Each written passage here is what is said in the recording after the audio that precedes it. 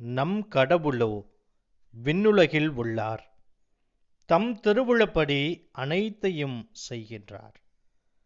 அன்பு இறைவா, விண்ணகத்திலிருந்து உமது திருவுளப்படியே எங்களுக்கு தேவையான அனைத்தையும் இந்த புதிய வருடத்திலும் எங்களுக்கு செய்து கொடுக்க வேண்டுமாயும், உடனிருந்து வழிநடத்தி பாதுகாக்க வேண்டுமாயும் எங்கள் ஆண்டவராகிய இயேசு கிறிஸ்து வழியாக உம்மை மன்றாடுகிறோம். ஆமேன்.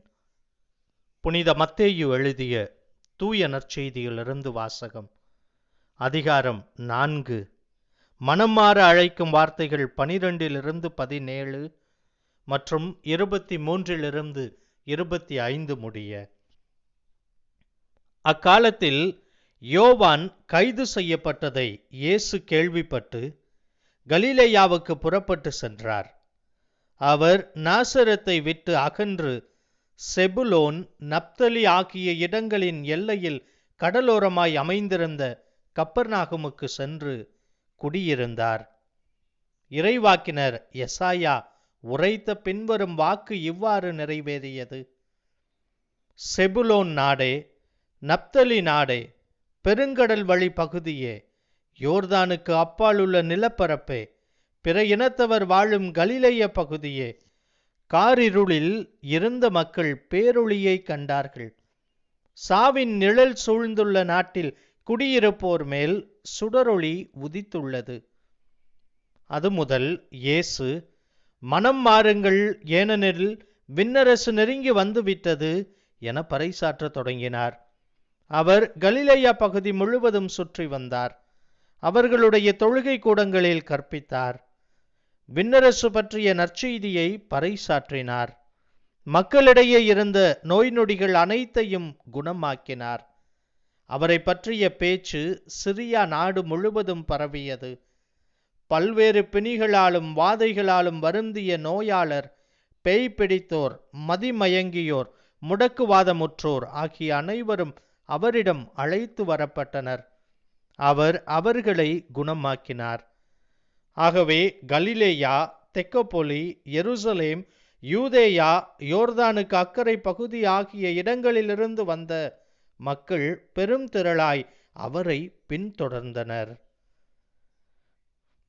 இது வாழ்வு தரும் கிறிஸ்துவின் நற்செய்தி.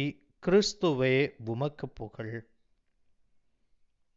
இயேசுவிற்கு மிகவும் பிரியமான சகோதர சகோதரிகளே, ஆண்டவர் இயேசு கிறிஸ்து இன்றைய நற்செய்தி வாயிலாக தம்முடைய பிறப்பிற்கு பின்பு நம் ஒவ்வொருவருக்கும் மனமாற்றத்திற்கு அழைப்பு விடுக்கின்றார். ஒரு கத்தோலிக்க இளைஞன் தன்னுடைய தாயினுடைய பேச்சை கேட்காமல் தீய நண்பர்களோடு சேர்ந்து தீய பழக்க வழக்கங்களில் ஈடுபடுகின்றான். இதை அறிந்த அவனுடைய தாய் அவனிடத்திலே, நீ நம்முடைய பங்கு தந்தை பிலிப்பு நேரியை சென்று சந்திக்க வேண்டும் என்று கூறுகிறார். அதற்கு அவன், என்னால் சந்திக்க முடியாது, நீ வேண்டுமானால் போய் சந்தித்துக் கொள் என்று கூறுகின்றார். அதற்கு அந்த தாய், அவரை சந்திக்க உனக்கு பயமாக இருக்கிறது தானே, ஆகவேதான் அதை நீ தட்டி கழிக்கிறாய் என்று கூறிய உடனே அவன், எனக்கு ஒரு பயமும் இல்லை, யாரை கண்டும் நான் பயப்பட மாட்டேன், நான் போய் சந்திக்கிறேன் என்று அவரிடத்தில் சென்று தான் வந்த காரியத்தை கூறிய உடனே அருட்தந்தை பிலிப்பு நேரி அவனை பார்த்து, நீ தைரியமானவன் என்றால் நான் சொல்வதை உன்னால் செய்ய முடியுமா என்று கேட்கிறார். அதற்கு அவன், கண்டிப்பாக செய்வேன் என்று கூறுகிறான்.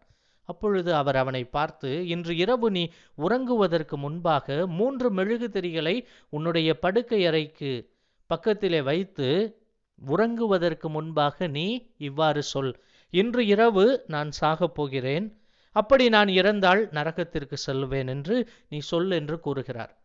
அவனும் இது சாதாரணமானது தானே என்று நினைத்து கொண்டு செல்கின்றான். இரவு வந்தது. மெழுகுவர்த்திகளை ஏற்றி வைத்துவிட்டு அவன் சொல்ல ஆரம்பிக்கின்றான், நான் இன்று இரவு சாகப் போகிறேன், நான் நரகத்திற்கு தான் செல்வேன் என்று முதல் முறை சொன்ன உடனே பயம் அவனுடைய உள்ளத்திலே தொற்றிக்கொள்கிறது.